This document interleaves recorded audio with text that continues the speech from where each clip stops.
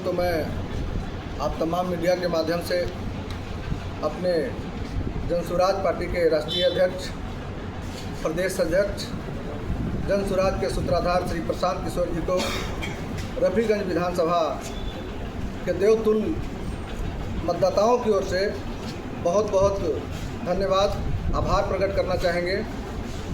और रफीगंज के जनता ही नहीं अपितु पूरे जनसुराज परिवार की ओर से, पूरे संगठन की ओर से प्रदेश नेतृत्व को बहुत बहुत धन्यवाद और आभार। क्या कहिएगा, रफीगंज का माहौल कैसा रहने वाला है? क्योंकि अब खेला रोमांचक होने वाला है। एनडीए की तरफ से जेडीयू के टिकट पर प्रमोद सिंह आ रहे हैं और जनसुराज पार्टी ने आपको भी उतार दिया चुनाव मैदान में। अभी महागठबंधन ने क्लियर नहीं किया, लेकिन जबरदस्त फाइट होने वाली है। यानी मुख्य एजेंडा आपका क्या रहेगा? देखिए, यहाँ कोई अपरिचित पार्टी नहीं है, न इंडिया अपरिचित है, न एनडीए अपरिचित है। 20 साल और 15 साल, ये 35 साल के कार्यकाल रफीगंज के विधानसभा के वासियों ने देखा है, झेला है। वो जंगल राज भी और ये सुशासन के नाम पे भ्रष्टाचार राज भी, दोनों को लोगों ने देखा है। मजबूरी बस अब तक या तो एनडीए की तरफ या एनडीए से नाराज होकर इंडिया की तरफ, इसलिए कि दो ही लोग आमने सामने थे।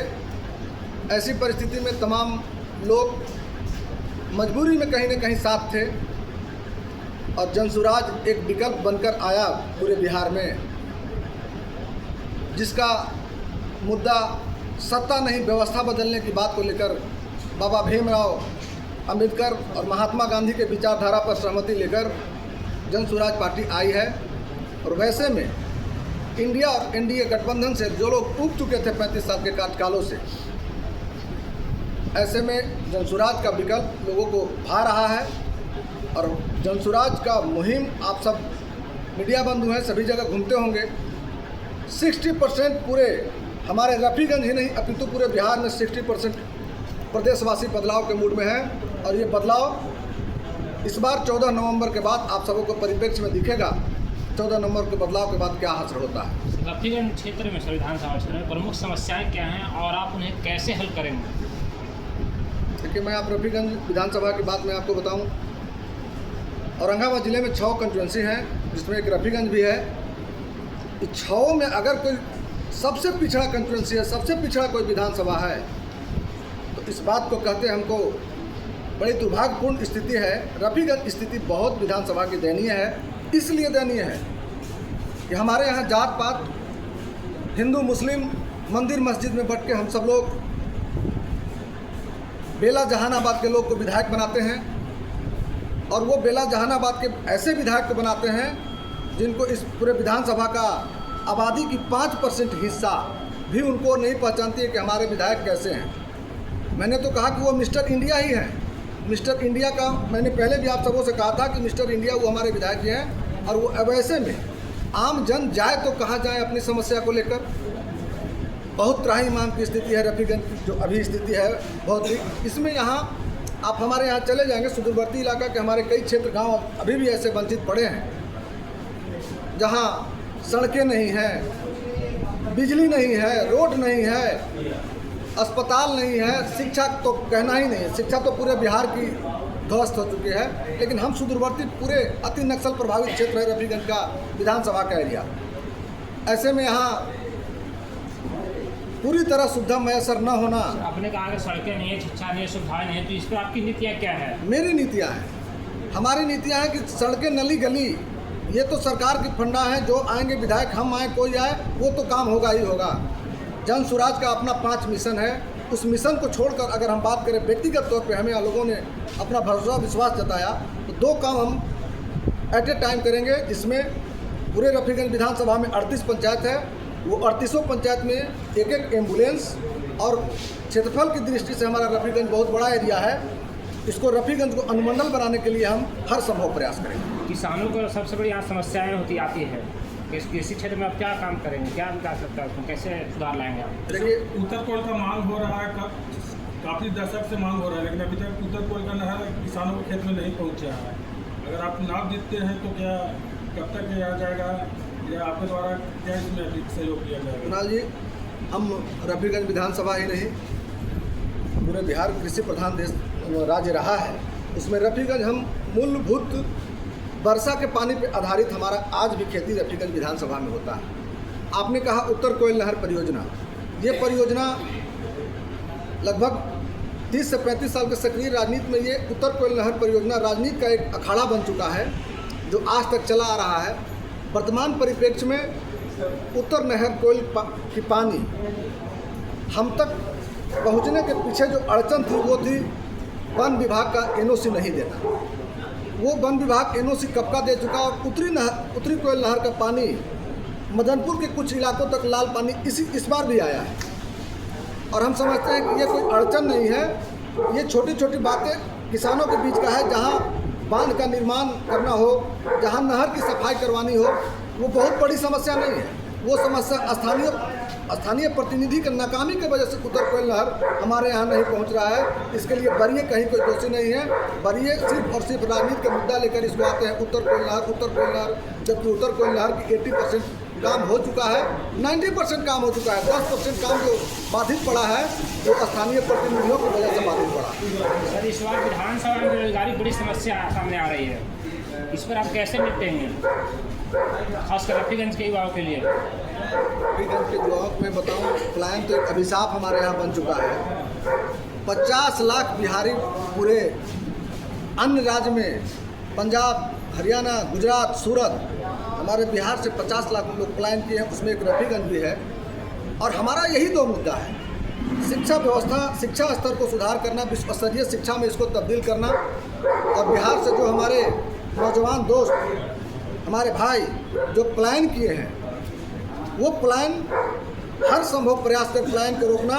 अगर जन सुराज की व्यवस्था बन गई तो मैं आपको दावे के साथ कह सकता हूं कि इस नवंबर के बाद जो लोग अपने दिवाली छठ में घर मनाने अपने छुट्टी में हमारे भाई लोग आएंगे, उस पलायन के बाद अगर सरकार बन गई तो उनको 10 से 12 हज़ार की रोटी के लिए कहीं बाहर जा कर के बिहारी शब्द सुन करके गाली नहीं खाना पड़ेगा। अपने इसी बिहार में उनको तमाम रोजगार की सुविधा मुहैया करवा दी जाएगी।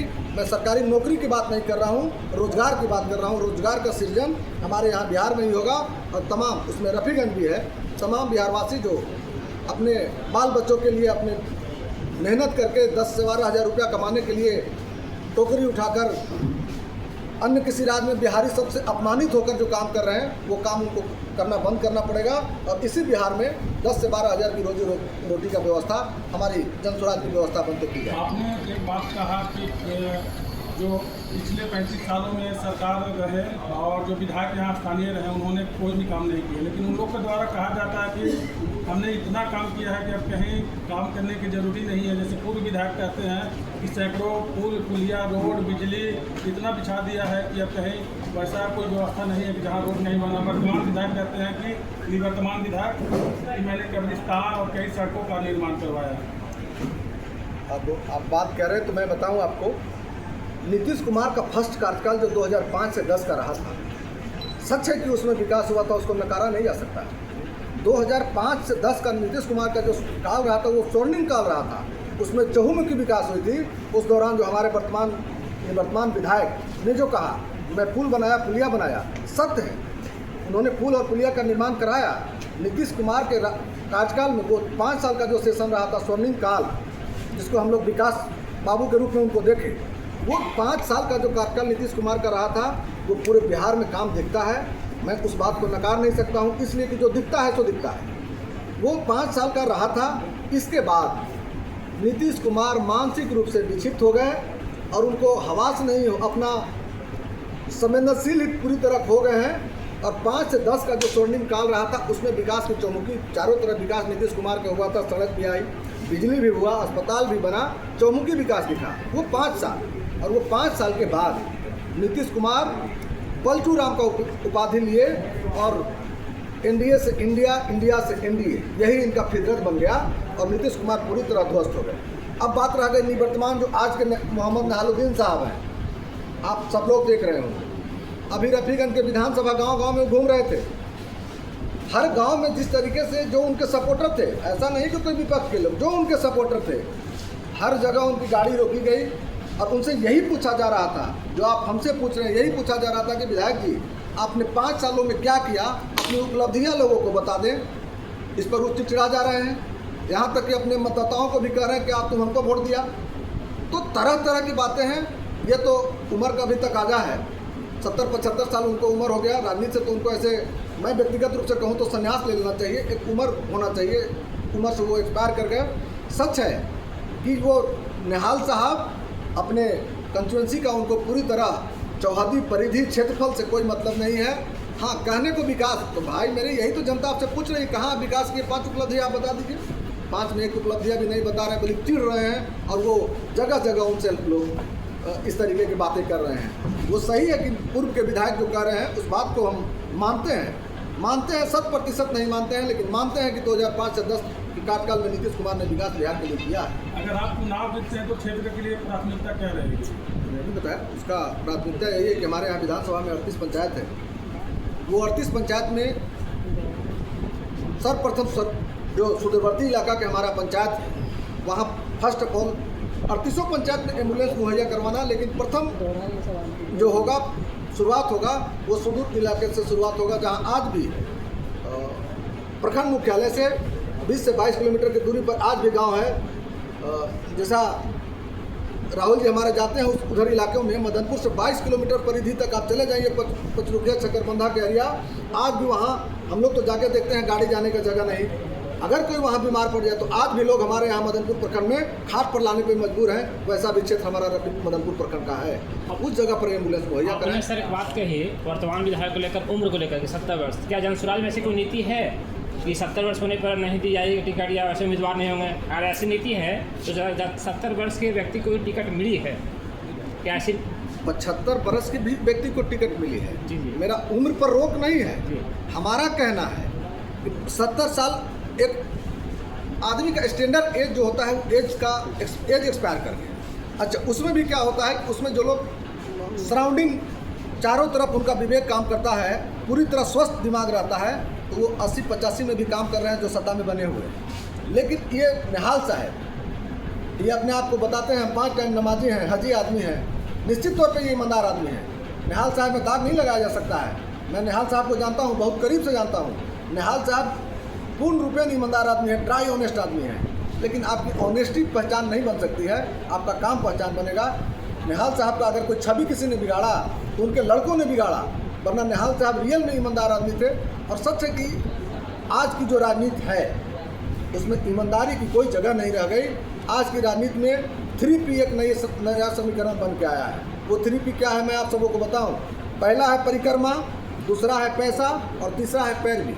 अगर ये 3P जिनके पास है वही इसमें कुशल राजनीति कर सकते हैं। आप उस कड़ी में रफीगंज को भी देख सकते हैं। तो ये 3P जन सुराज छोड़कर सभी दल में ये 3P लागू होता है। जो ये 3P के काबिल होंगे वो टिकट के दावेदार होंगे, वो सफल राजनीति करता होंगे, उनके यहाँ सारा अवगुण भी होगा, सब छुपाया जाएगा। लेकिन 3P के आप पूरी तरह अनुपालन करेंगे तो ये जन सुराज में न था, न है, न रहेगा। आखिरी सवाल सर, क्या अपील कीजिएगा रफीगंज विधानसभा क्षेत्र की जनता से? 11 नवंबर को यहाँ पे वोटिंग है, क्या अपील करना चाहेंगे? आपको किससे मुकाबला है? अपील क्या करेंगे? बस आखिरी सवाल। 2 चीज़ है, मुकाबला हमारा किसी से नहीं है और हम किसी जगह नहीं देखते हैं। हम अब जनसुराज को हर वो गरीब के दिल में देखते हैं, हर वो पलायन से मार झेल रहे बेरोजगारों के दिल में देखते हैं। जनसुराज का जगह उन मासूमों के दिल में है, उन शिक्षा से मैसर लोगों के दिल में है। हम वहाँ अपने आप को पाते हैं। मेरी लड़ाई कहीं किसी से नहीं है। लड़ाई तो वो लड़ते हैं जिनको सत्ता पाना होता है। हम सत्ता पाने वाले लोग नहीं हैं, हम व्यवस्था बदलने वाले लोग हैं। और उस भ्रष्ट सिस्टम से हमारी लड़ाई है, न कि किसी व्यक्ति विशेष से। और मैं करबद्ध प्रार्थना करना चाहूँगा रफीगंज के विधानसभा के तमाम ज्योति मतदाताओं से कि आप सब लोग इस बार अपने बच्चों के शिक्षा के लिए, अपने बच्चों के प्लान के लिए और बिहार की व्यवस्था को बदलने के लिए आप तमाम मतदाताओं से मेरा करबद्ध प्रार्थना है कि इस बार अपना मत 11 नवंबर को स्कूल के बस्ता छाप पर आप एक मत डालकर अपने बिहार के बदलने की इस मुहिम में, अपने बच्चे को पलायन रोकने की इस मुहिम में अपना कंधा लगाएं और बिहार बदलाव के इस मुहिम जो प्रशांत किशोर जी ने चलाया है कंधा से कंधा मिलाकर चलें, यही मैं जनता से अपील करूंगा। और अंत में एक बात और अपील करना चाहूँगा कि कल हम जन स्वराज पार्टी के उम्मीदवार होने के नाते कल हमारी नॉमिनेशन पर्चा दाखिल करने हम जाएंगे कलेक्ट्रेट में। तमाम रफीगंज विधानसभा के सम्मानित मतदाताओं से मेरा अपील होगा कि आप सभी लोग 11 बजे समाहरणालय के प्रांगण में पहुंचकर अपने छोटे भाई, अपने छोटे बेटे समझते हुए आप सब लोग आकर के आशीर्वाद उस समाहरणालय भवन के प्रांगण में देने का काम करेंगे। यही मेरी आप सबों से अपेक्षा है, यही मेरी आप सबों से आग्रह है।